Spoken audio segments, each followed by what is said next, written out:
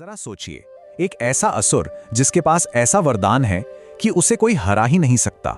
वो अजेय है, पर फिर वही वरदान उसकी मौत का कारण बन जाता है। अजीब बात है ना?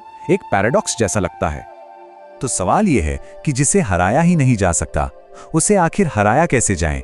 सुनने में तो ये नाम मुमकिन लगता है, लेकिन हमारी पौराणिक कथाओं में इसका जवाब हमें बार बार मिलता है।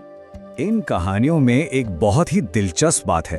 असुरों की जो सबसे बड़ी ताकत होती थी, मतलब उनका वो अजेय होने का वरदान, वही उनकी सबसे बड़ी कमजोरी बन जाती थी और आखिर में उनके विनाश की वजह भी। चलिए इस बात को थोड़ा और समझते हैं। तो अब हम उस पैटर्न को देखेंगे जो इन बड़े बड़े शक्तिशाली असुरों के पतन के पीछे बार बार नजर आता है। ये एक ऐसा साइकिल है जो हमें अहंकार और बुद्धि के बीच के खेल के बारे में बहुत कुछ सिखाता है।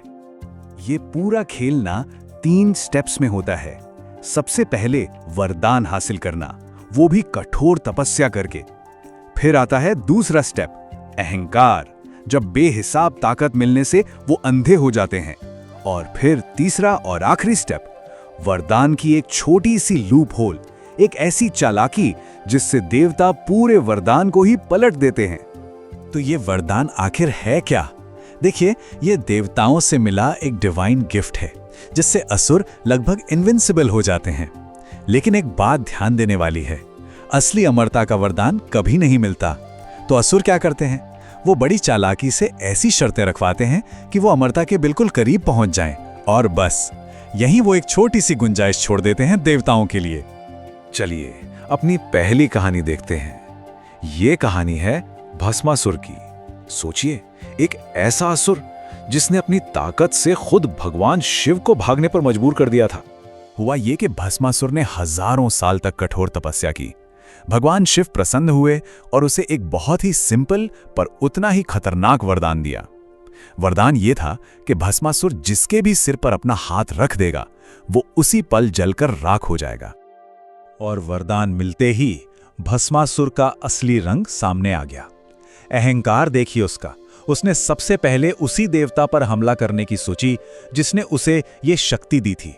अपनी नई पावर को उन पर ही टेस्ट करने चला था। अब शिवजी को तो भागना पड़ा। उन्होंने मदद के लिए भगवान विष्णु को पुकारा, और यहां विष्णु जी ने ताकत का इस्तेमाल नहीं किया, बल्कि दिमाग का किया। उन्होंने मोहिनी का रूप लिया, एक ऐसी खूबसूरत नर्तकी जिसे देखकर कोई भी मोहित हो जाए। और वही हुआ। भस्मासुर मोहिनी की खूबसूरती और डांस पर पूरी तरह लट्टू हो गया।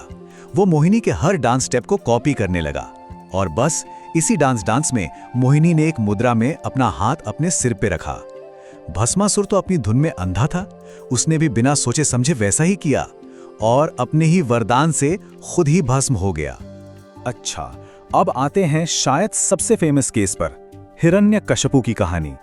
एक ऐसा जालिम राजा जिसका वरदान इतना कॉम्प्लिकेटेड था, इतना फूल प्रूफ था कि उसे मारने के लिए भगवान विष्णु को एक बिल्कुल ही अलग, एक बहुत ही अनोखा अवतार लेना पड़ा। उसने ब्रह्मा जी से जो वरदान मांगा था, वो सुनने में एकदम परफेक्ट था। उसे ना कोई इंसान मार सकता था, न जानवर, ना कोई देवता, ना कोई असुर, ना दिन में ना रात में, ना घर के अंदर ना बाहर, ना जमीन पर ना आसमान में, और तो और ना किसी अस्त्र से ना किसी शस्त्र से। मतलब उसने हर तरह से खुद को सेव कर लिया था। प्लान तो जबरदस्त था। और इतनी ताकत मिलते ही अहंकार तो सिर चढ़कर बोलना ही था।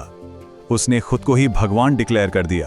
पर किस्मत का खेल देखिए, उसका अपना बेटा प्रहलाद विष्णु जी का सबसे बड़ा भक्त निकला, और यही बात, यही भक्ति हिरण्यकशिपु के अंत की वजह बनी। तो अब देखिए कि कैसे हर कंडीशन को तोड़ा गया। विष्णु जी आए नरसिंह अवतार में, जो न पूरे इंसान थे न पूरे जानवर, आधे इंसान आधे शेर। उन्होंने हिरण्यकशिपु को मारा शाम के वक्त, संध्या के समय, जो ना दिन था ना रात। कहां? घर की दहलीज पर, जो ना अंदर थी ना बाहर।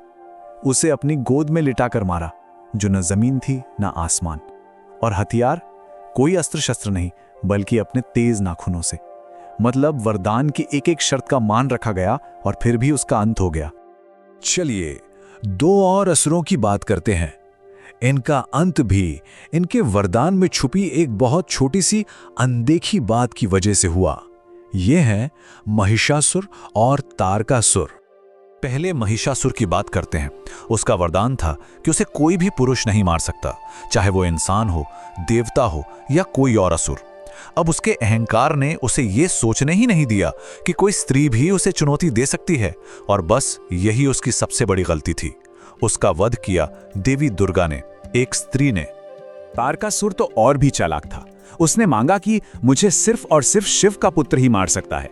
अब उस समय यह बात नामुमकिन लगती थी, क्योंकि शिव तो वैरागी थे, तपस्या में लीन थे। लेकिन जहां चाह वहां राह। देवताओं ने शिव और पार्वती का विवाह करवाया और उनके पुत्र कार्तिकेय ने जन्म लेकर तारकासुर का अंत किया। तो इन सारी कहानियों को अगर हम जोड़कर देखें तो हमें क्या समझ आता है? इन सभी ताकतवर असुरों का असली दुश्मन कौन था? कोई देवता, कोई अवतार? नहीं, इनका दुश्मन तो कोई और ही था। पैटर्न अब तक तो बिल्कुल साफ हो गया होगा।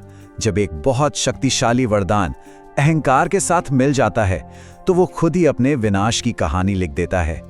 असल में इन असुरों को अजेय बनाने वाली शक्ति ही उनके अंत का रास्ता तैयार करती है।